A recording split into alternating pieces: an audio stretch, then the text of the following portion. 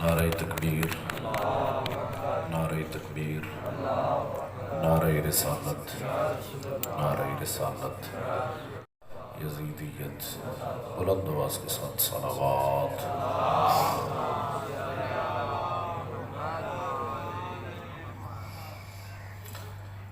رب اشرح لی صدری ویسر لی امری واحلل عقدۃ من لسانی یفقهوا قولی۔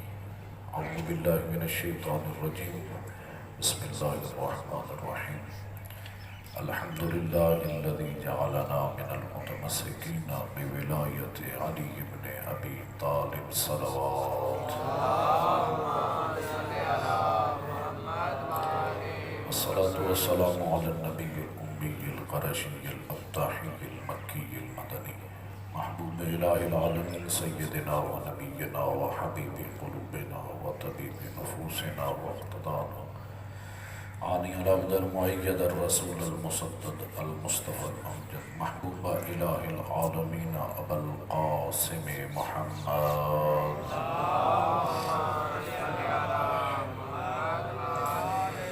ثم الصلاة والسلام على أهل بيته الطيبين الطاهرين المعصومين ولعنة الله على أعدائهم أجمعين ملعونين، أما بعد، فقد قال الله تعالى في كتابه الحكيم: أعوذ بالله من الشيطان الرجيم، بسم الله الرحمن الرحيم.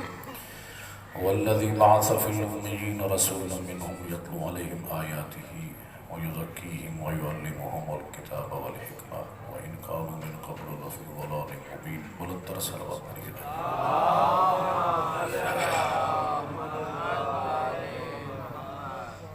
میرے محترم سامعین، دعا ہے پروردگار عالم بانی مجلس کے یہ خرچ اخراجات اپنی بارگاہ میں قبول و منظور فرمائے۔ آج کا دن 27 رجب المرجب کا دن ہے اور آج کا دن ایک عظیم عید کا دن بھی ہے۔ ہمارے نزدیک آج کا دن بعثت کا دن ہے۔ بعض مکاتب کے نزدیک آج کا دن معراج کا دن ہے۔ جو شب آپ نے گزاری وہ شب معراج منائی جاتی ہے مذہب اہل بیت کے نزدیک۔ وہ شب مبعث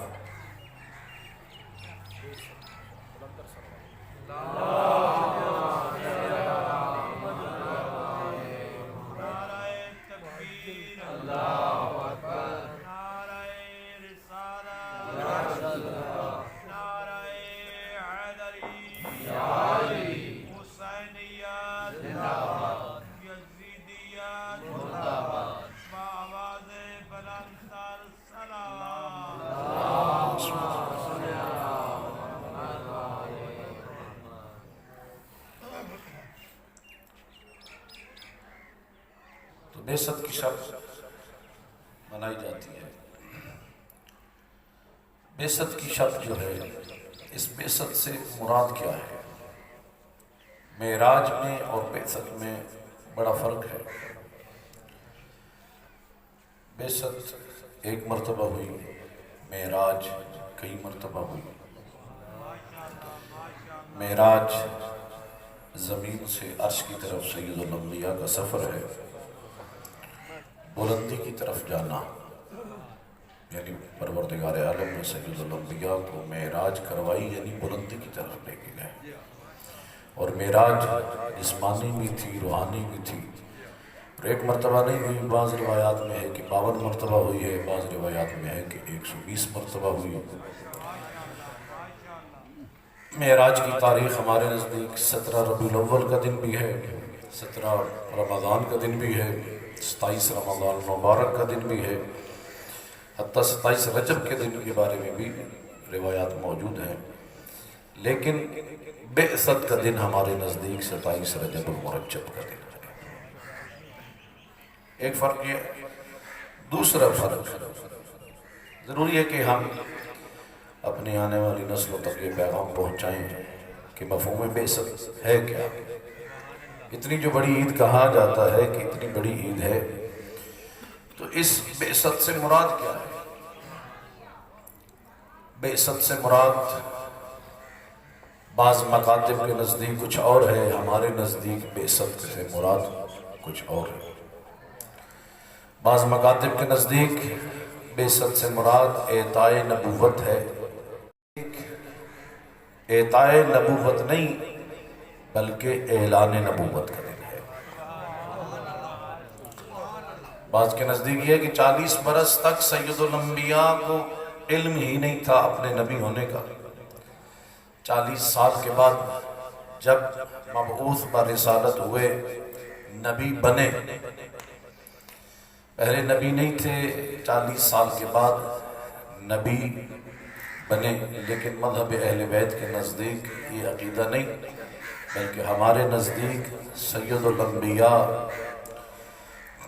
نبی تھے، 40 سال تک نبی تھے، اور سید الانبیاء کو پتہ تھا کہ میں نبی ہوں، لیکن نبوت کا اعلان نہیں کیا گیا تھا۔ سید الانبیاء فرماتے ہیں کنت نبیا وآدم بین الماء والطین، میں اس وقت بھی نبی تھا کہ ابھی آدم کی خلقت نہیں ہوئی تھی۔ ضروری ہے کہ مفہوم بعثت ہمارے سامنے واضح ہو، ہمارے بچوں کو سمجھایا جائے کہ بعثت کسے کہتے ہیں۔ بعض کتابوں میں ملتا ہے کہ جس کا جو عقیدہ ہمارے نزدیک درست نہیں ہے کہ 40 سال کے بعد جب پہلی مرتبہ وحی الہی نازل ہوئی ہے نا، جو ایک مرتبہ نعوذ باللہ سید الانبیاء گھبرا گئے اور آ کر جبرائیل امین نے کہا کہ پڑھ، پاک پیغمبر نے کہا کہ کیا پڑھا، پڑھنا نہیں آتا۔ پھر سید الانبیاء نے اپنے سینے کو، سید الانبیاء کو اپنی سینے سے لگایا اور پھر زور سے دبایا اور کہا اب پڑھ۔ پھر کہا کہ کیا پڑھوں، پھر ایک سینہ چاک کیا گیا اور اندر سے ایک سیاہ دھبا تھا جو نکالا گیا اور پھر پاک بنایا گیا، اور پھر اس کے بعد کہا اب پڑھ۔ پھر جب وہی نازل ہوئی تو پھر ایک مرتبہ گھبرا گئے سید الانبیاء، پریشانی کے عالم میں بھاگتے ہوئے گھر آئے تو جناب خدیجہ الکبریٰ نے بھی دیکھا کہ پاک پیغمبر کے چہرے پر گھبراہٹ ہے، پریشانی ہے، تو خود سید الانبیاء نے فرمایا کہ خدیجہ مجھے ڈر لگ رہا ہے۔ تو ایک مرتبہ خدیجہ الکبریٰ نے کہا آپ ڈرے نہیں، خوف نہ کھائیں، میرے ایک چچا زاد ہے جس کا نام ورقہ بن نوفل ہے۔ پھر ورقہ بن نوفل کے بعد گئے، وہ ورقہ بن نوفل کے جو یہودی تھا اور یہودیت کی حالت میں اس دنیا سے گیا، اس ورقہ بن نوفل نے بتایا کہ آپ نبی ہیں۔ ایسے نبی کو ہم نہیں مانتے کہ جس کو یہودی آ کر بتائے کہ آپ نبی ہیں۔ ہمارے نزدیک تو ہمارا نبی تو وہ ہے کہ جس کے بارے میں خود سید الانبیاء فرماتے ہیں کنت نبیا وآدم بین الماء والطین، میں تو اس وقت بھی نبی تھا جب آدم کی مٹی مٹی میں تھی، پانی پانی میں تھا۔ ہم اس نبی کو نہیں مانتے کہ جس کو جبرائیل امین آ کر بتائیں کہ آپ پڑھیں اور وہ کہیں کہ میں نہ پڑھ سکتا، بلکہ ہم اس نبی کو مانتے ہیں کہ جس کے بارے میں امام صادق فرماتے ہیں کہ جبرائیل امین تو جب آتے تھے تو پاک پیغمبر کے سامنے ایسے بیٹھتے تھے، یجلس امامہ جلسۃ العبید، سید الانبیاء کے سامنے جبرائیل امین ایسے بیٹھا کرتے تھے کہ جیسے ایک غلام اپنے آقا کے سامنے بیٹھا کرتا ہے۔ جبرائیل امین ایک باب جبرائیل خود مسجد نبوی میں موجود ہے کہ سید الانبیاء صحابہ کرام کو جب درس و تدریس میں مصروف ہوتے تو جبرائیل امین کے اندر اتنی طاقت نہیں تھی کہ بغیر اجازت کے اندر داخل ہو سکتے، جب تک کہ سید الانبیاء اجازت نہ دیتے جبرائیل امین اندر داخل نہیں ہو سکتے تھے۔ ہم تو اس نبی کو مانتے ہیں کہ جس کا علی جبرائیل کو بتائے کہ خدا کیا ہے۔ لوگ کہتے ہیں کہ جناب شیعہ علی کو بڑھا دیتے ہیں، نبی سے بڑھا دیتے ہیں۔ حقیقت یہ ہے کہ انہوں نے علی ہم سے سنا، نبی اپنوں سے سنا۔ اگر وہ سنتے نا، علی بھی ہم سے سنتے، نبی بھی ہم سے سنتے، تو پھر ان کو پتہ چلتا کہ علی بھی کہتے ہوئے نظر آتے ہیں انا عبد من عبید محمد، میں محمد کے غلاموں میں سے ایک غلام ہوں۔ نبی کی نبوت،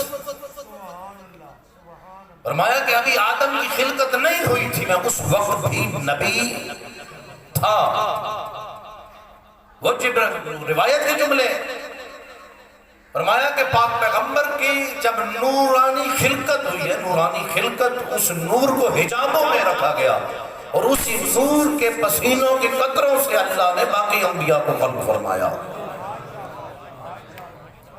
اسی نور کی پسینے کے قطروں سے کوئی آدم بنا، کوئی ابراہیم بنا، کوئی موسیٰ بنا، کوئی عیسیٰ بنا، اور وہ جو پسینے کے قطرے سے خلق ہوا عیسیٰ، جناب مریم حضرت عیسیٰ کی ولادت کے بعد جب آئی ہے نا، تو ولادت کے بعد عیسیٰ کو اٹھایا ہوا ہے تو سامنے موجود ہیں جو قبیلے والے ہیں۔ ایک مرتبہ جناب مریم کے کردار پر انگلیاں اٹھائیں کہ مریم یہ بچہ کہاں سے آیا، ابھی تو شادی بھی نہیں ہوئی؟ تو جناب مریم نے کہا کہ میری عصمت کی گواہی میرا بیٹا دے گا۔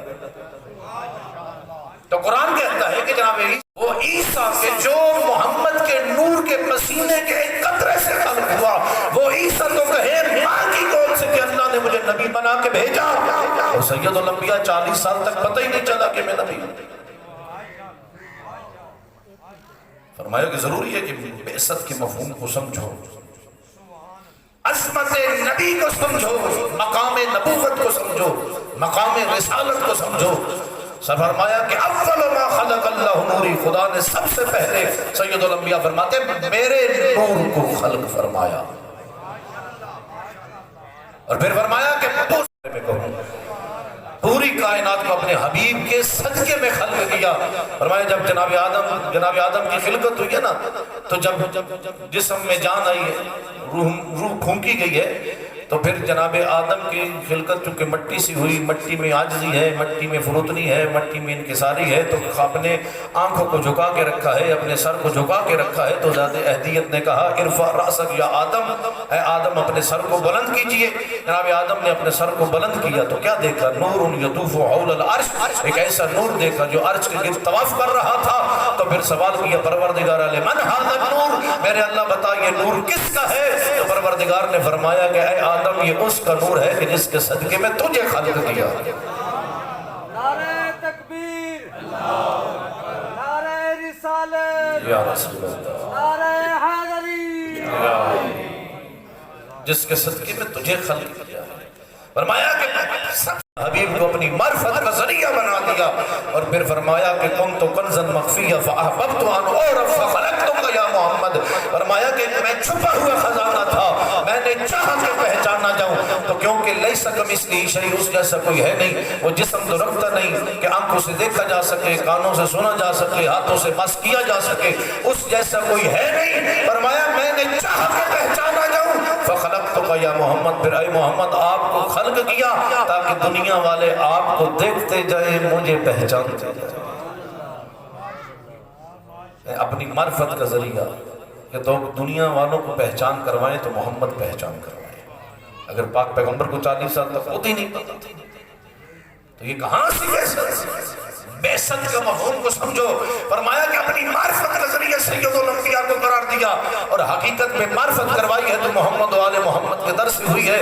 نحن ابواب اللہ بنا عرف اللہ و بنا عبد اللہ، ہم خدا کی معرفت کے دروازے ہیں، ہمارے ہی صدقے میں خدا کی معرفت بھی ہوئی، ہمارے ہی صدقے میں خدا کی عبادت بھی ہوئی۔ ہم نہ ہوتے خدا کی معرفت کروانے والا کوئی نہ ہوتا، ہم نہ ہوتے خدا کی کا طریقہ، عبادت کا طریقہ سکھانے والا کوئی نہ ہوتا۔ اگر خدا کی عبادت کا طریقہ سکھایا تو اہل بیت نے، خدا سے مانگنے کا طریقہ بتایا تو اہل بیت نے، خدا سے راز و نیاز کا طریقہ بتایا تو اہل بیت نے سکھایا۔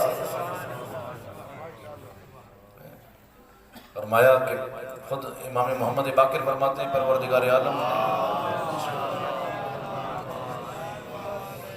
پروردگار عالم نے میرے جد کو سید الانبیاء کو عظمت عطا فرمائی کہ کہا کہ سید الانبیاء کے جسم اطہر سے خوشبو آیا کرتی تھی۔ سید الانبیاء کے جسم سے پسینہ نکلتا نا، پسینے سے مشک و عنبر کی خوشبو آیا کرتی تھی۔ جس مدینہ کی گلی سے گزر جاتے نا، اس گلی سے بھی 2 دنوں کے بعد بھی اگر کوئی فرد گزرتا تو اس کو پتہ چلتا ہے اس گلی سے سید الانبیاء کا گزر ہوا ہے۔ 2 میاں بیوی سید الانبیاء کی خدمت میں پہنچے اور آ کر کہا کہ یا رسول اللہ، ہماری چند دنوں کے بعد ہماری بیٹی کی شادی ہے، ہم کچھ ہدیہ دینا چاہتے ہیں۔ تو سید الانبیاء نے کہا میرے پاس کیوں ہے؟ ایک شیشی نکال کے کہا کہ یا رسول اللہ، اس شیشی میں اپنے جسم مقدس کے پسینے کے 2 قطرے ڈالتے ہیں تاکہ میں ہم اپنی بیٹی کو یہ خوشبو کے طور پر، ہدیے کے طور پر اپنی بیٹی کو دیں۔ یہ عظمت ہے جو پروردگار نے اپنے حبیب کو عطا فرمائی۔ پھر فرمایا کہ پروردگار عالم نے میرے نانا کو عظمت عطا فرمائی ہے کہ میرے نانا کے اوپر ہر وقت بادل کا ٹکڑا ہوتا جو سایہ فکن رہتا۔ سید الانبیاء چلتے تو بادل کا ٹکڑا چلتا، سید الانبیاء رکتے تو بادل کا ٹکڑا رک جاتا۔ سید الانبیاء کے جسم مقدس سے نور نکلتا تھا، نور۔ خود حضرت عائشہ ام المؤمنین روایت کرتی ہیں، فرماتی ہیں کہ جب رات کے اندھیرے میں ہمارے حجرے میں اگر ہماری کوئی سوئی بھی گم ہو جاتی نا تو پاک پیغمبر کے جسم اطہر کے نور سے گم شدہ سوئی بھی ہمیں مل جایا کرتی تھی۔ اور پھر فرمایا، امام باقر فرماتے ہیں کہ میرے نانا کا سایہ نہیں تھا۔ سایہ کیوں نہیں تھا؟ اس کی روایات، اس کی علتیں مختلف بیان کی گئی ہیں۔ ایک علت خود بہار الانوار میں خود امام نے بھی بیان فرمائی ہے کہ ہمارے نانا کا سایہ اس لیے نہیں تھا کیونکہ سایہ اس وقت بنتا ہے جب ایک طرف سے روشنی آ رہی ہو اور ایک کثیف بدن درمیان میں آ جائے نا تو پھر وہ روشنی کے لیے مانع بنتا ہے جو دوسری طرف سائے بننے کا سبب بن جاتا ہے۔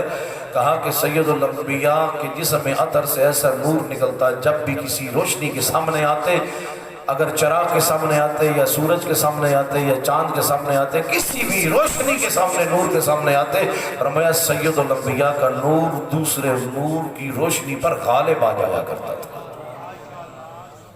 اور علماء فرماتے ہیں کہ سید الانبیاء کا نور، سید الانبیاء کا سایہ کیوں نہیں تھا؟ کیونکہ سایہ پیچھے پیچھے چلتا ہے اور سید الانبیاء کے پیچھے پیچھے اصحاب کرام اکثر چلا کرتے تھے اور پروردگار کی غیرت گوارا نہیں کرتی تھی کہ میرے حبیب کے سائے پر اصحاب کے قدم بھی پڑے۔ اب فرق ہے نا اصحاب میں اور ان میں۔ اصحاب وہ کہ جن کے قدم نبی کے سائے پر بھی پڑنا پروردگار کو قبول نہیں، اور آل وہ کہ جن کے قدم دوش پیغمبر پر سوار ہوتے نظر آتے ہیں،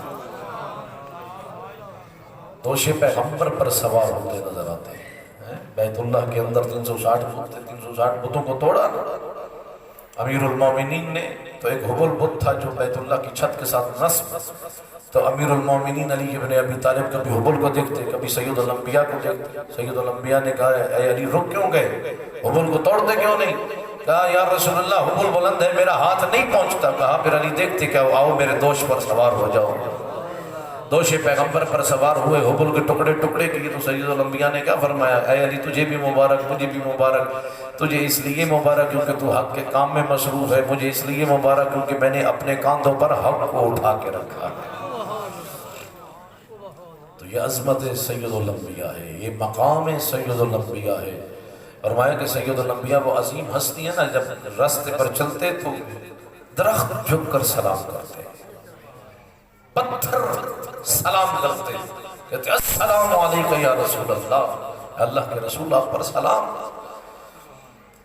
روایت میں جملے کہ سید الانبیاء اگر ریت پر قدم پڑتے نا سید الانبیاء کے، تو ریت پر ان کے قدموں کے نشان نہیں بنتے، لیکن پتھر میں آج کے دن کے بارے میں امیر المومنین فرماتے ہیں، فرماتے میں ساتھ جایا کرتا تھا جب پہلی مرتبہ وحی الہی نازل ہوئی۔ آج کا دن ہے جب قرآن مجید کی پہلی آیت نازل ہوئی۔ آج کا دن ہے کہ جس دن قرآن مجید آیا کہ نزول کا سلسلہ شروع ہوا۔ مجھے کہنے دیجئے کہ رجب کے مہینے میں علی آئے، رجب کے مہینے میں ہی قرآن کا آنا بھی شروع ہوا۔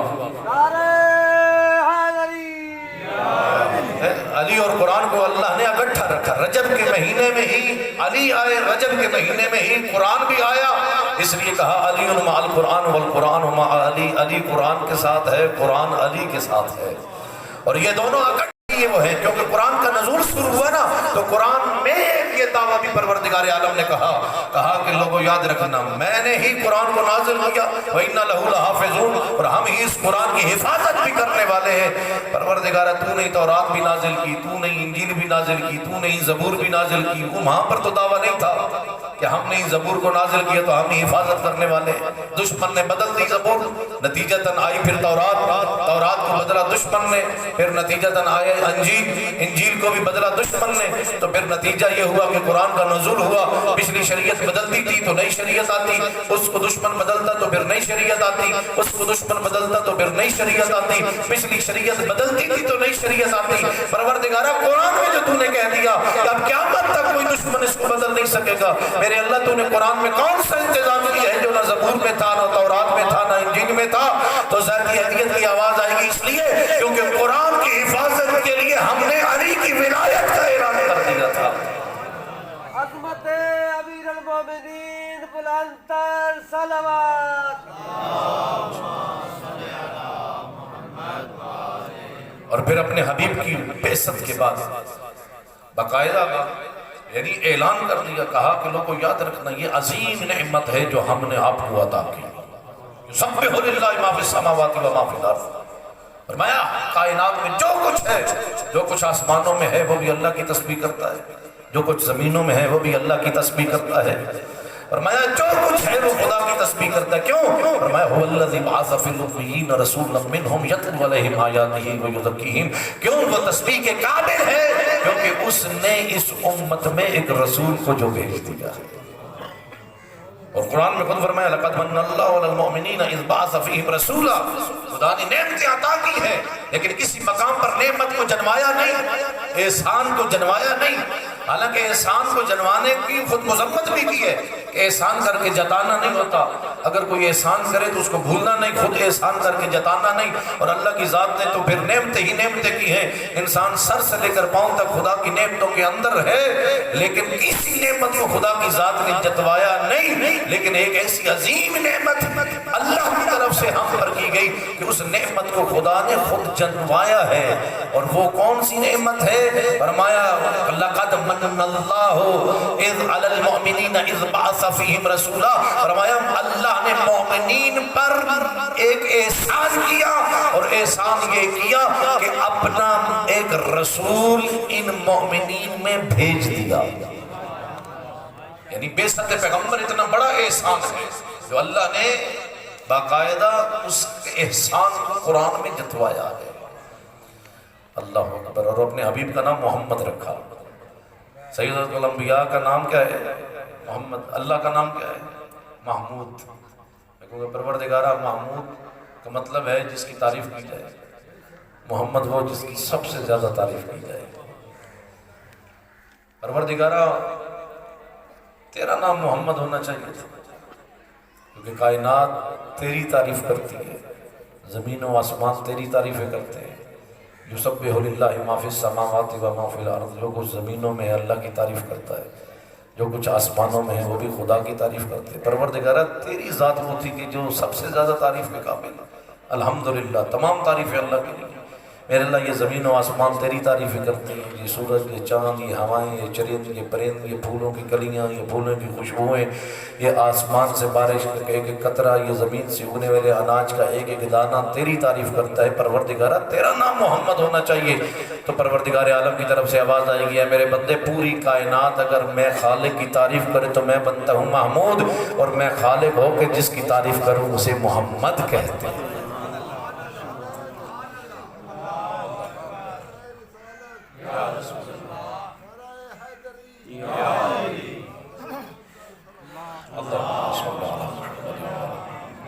چالیس سال تک سید الانبیاء نے اعلان نبوت نہیں کیا۔ کیوں؟ ایک تو مقصد یہ تھا کہ اپنے کردار سے لوگوں کو اپنے کردار اور اپنی سچائی اور اپنے گفتار کے حوالے سے مطمئن کرنا۔ اس لیے سید الانبیاء کا کردار اتنا پاکیزہ کردار تھا نا کہ اپنے تو کجا غیر بھی کہتے کہ اگر ہمارے درمیان کوئی صادق ہے تو محمد ہے، ہمارے درمیان کوئی امین ہے تو فقط محمد ہے۔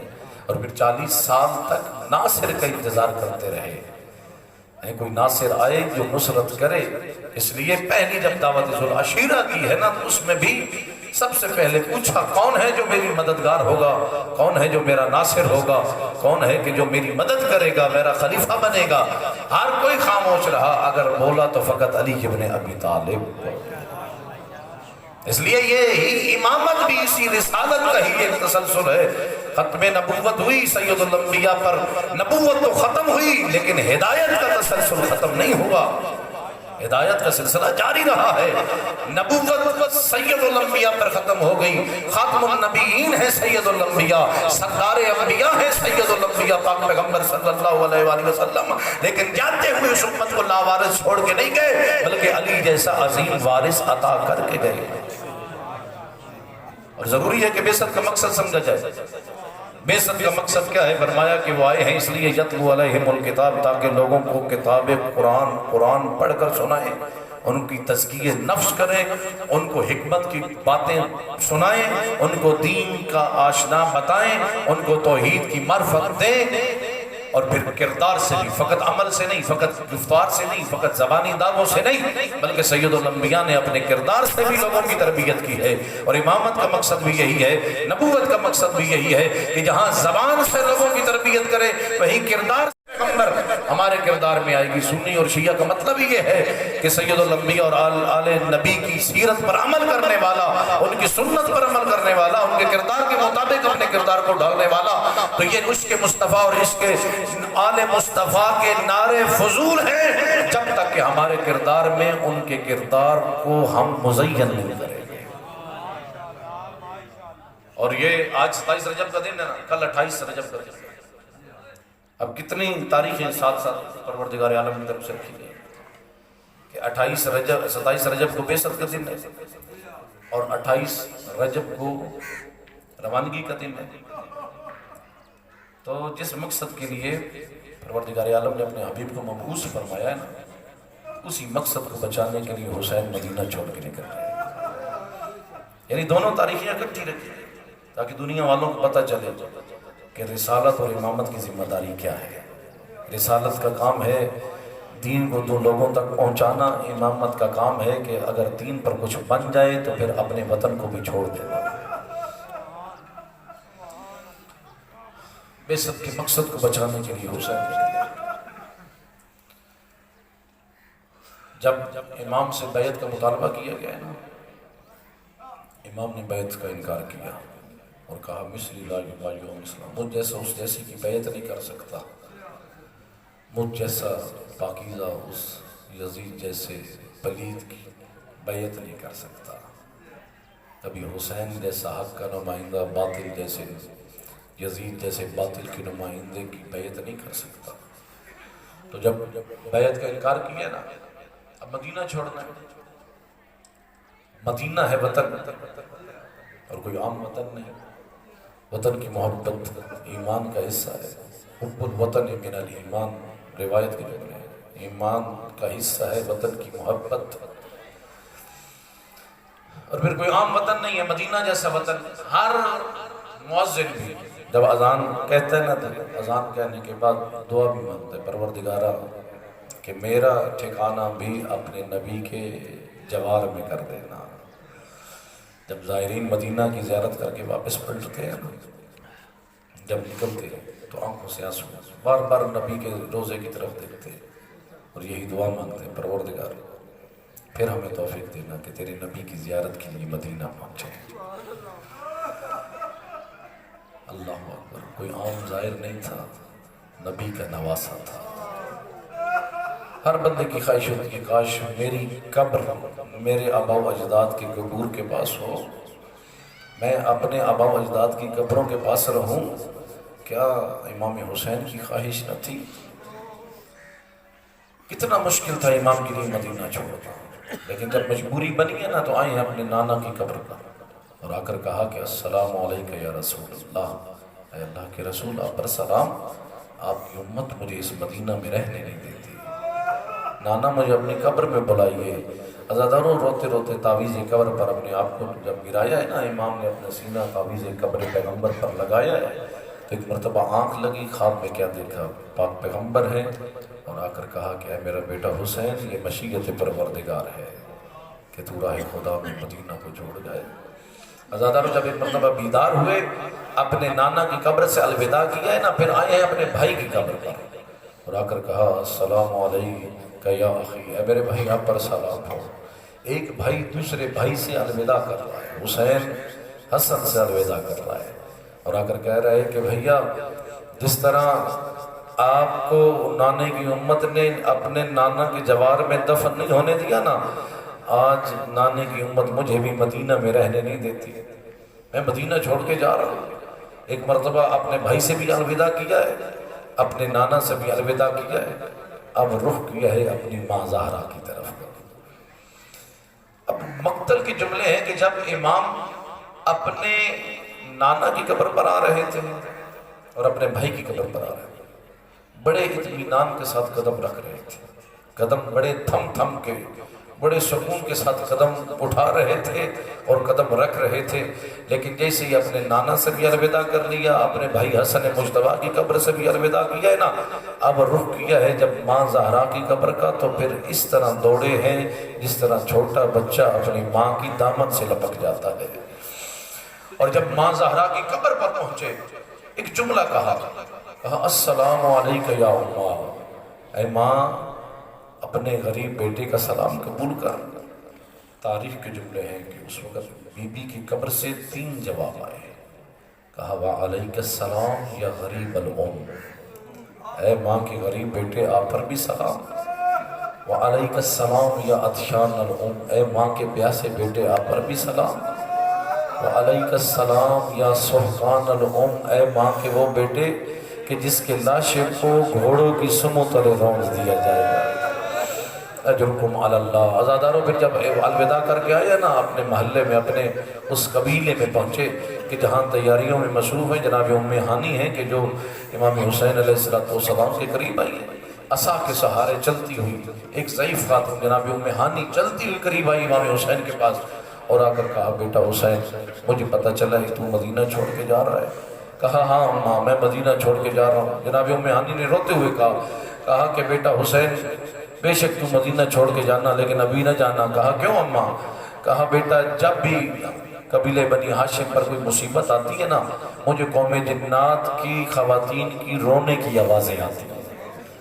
کہا جب تیرے نانا کی رحلت ہوئی تھی نا، مجھے اس وقت بھی وہ قوم جنات کی خواتین کی رونے کی آوازیں آئیں۔ جب تیری ماں زہرا کی شہادت ہوئی تھی نا، مجھے اس وقت بھی وہ آوازیں آئیں۔ جب تیرے بابا علی کی شہادت ہوئی تھی مجھے اس وقت بھی وہ آوازیں آئیں۔ جب تیرے بھائی حسن کے جنازے پر تیر لگے تھے مجھے اس وقت بھی وہ آوازیں آئیں۔ پھر ایک مرتبہ روتے ہوئے کہا کہ بیٹا حسین نہیں پتا کیا وجہ ہے، چند دنوں سے وہ آوازیں پھر مجھے آ رہی ہیں، مجھے لگتا ہے کوئی مصیبت آنے والی ہے، بیٹا حسین تو مدینہ چھوڑ کے نہ جا۔ دادا رو کہا کہ پھوپھی اماں یہ مشیت پروردگار ہے کہ میں راہ خدا میں مدینہ چھوڑ کے جاؤں۔ ایک مرتبہ جناب ام سلمہ آگے سے آئی ہے نا، جناب ام سلمہ نے کہا کہ بیٹا حسین تو مدینہ چھوڑ کے جا رہا ہے؟ کہا ہاں ماں میں مدینہ چھوڑ کے جا رہا ہوں۔ جناب ام سلمہ نے رو کر کہا کہ بیٹا حسین میں تجھے روکتی تو نہیں، تو بے شک مدینہ چھوڑ کے چلا جا، لیکن میں ایک تو منت کرتی ہوں کہ مدینہ چھوڑ کے کہیں بھی چلے جانا لیکن کربلا نہ جانا۔ کہا کیوں اماں کربلا کیوں نہ جاؤں؟ کہا کہ اے میرا بیٹا حسین میں نے تیرے نانا سے سنا ہے کہ میرا حسین کربلا کی زمین میں تپتی ہوئی ریت پر 3 دن کی پیاس کی حالت میں شہید کر اجرکم علی اللہ۔ عزادارو ایک مرتبہ جناب امام حسین نے کہا کہ اماں آپ کو تو میرے نانا نے کربلا کی خبر دی ہے نا، اگر آپ چاہیں تو میں آپ کو کربلا کی زیارت نہ کروا دوں۔ ایک مرتبہ مقتل کے جملے ہیں کہ امام نے اپنی 2 انگلیوں کا اشارہ کیا ہے، کربلا کی زمین سمٹ کے سامنے آئی۔ ایک مرتبہ امام نے اب تعارف کروانا شروع کیا، کہا اماں وہ مقام ہے جہاں ہمارے خیمے لگیں گے، اماں وہ مقام ہے کہ جہاں ہمارے جوان زمین پر گریں گے، اماں وہ مقام ہے جہاں میرے اصحاب کو شہید کیا جائے گا، اماں وہ مقام ہے کہ جہاں میرے علی اکبر کے سینے میں برچھی لگے گی، اماں وہ مقام ہے جہاں میرے علی اصغر کے گلے میں تیر لگے گا، اماں وہ مقام ہے جہاں میرے عباس کے بازو کٹیں گے۔ عزادارو ایک مرتبہ ایک تعارف کرواتے رہے ہیں، اور جب تعارف کروا چکے ہیں نا، ایک مرتبہ خاک کربلا کو کی سے مٹھی بھری اور ایک شیشی میں بند کر کے دی ہے اور کہا کہ اماں یہ شیشی اسی شیشی کے ساتھ رکھ لیجئے گا جو شیشی میرے نانے نے دی ہے، اور جب تک یہ خاک رہے تو سمجھئے میں آپ کا حسین زندہ ہے، اگر یہ خاک تازہ خون میں بدل جائے تو سمجھئے آپ کا حسین شہید ہو گیا۔ الا لعنت اللہ علی القوم الظالمین وسيعلم الذين ظلموا أي منقلب ينقلبون۔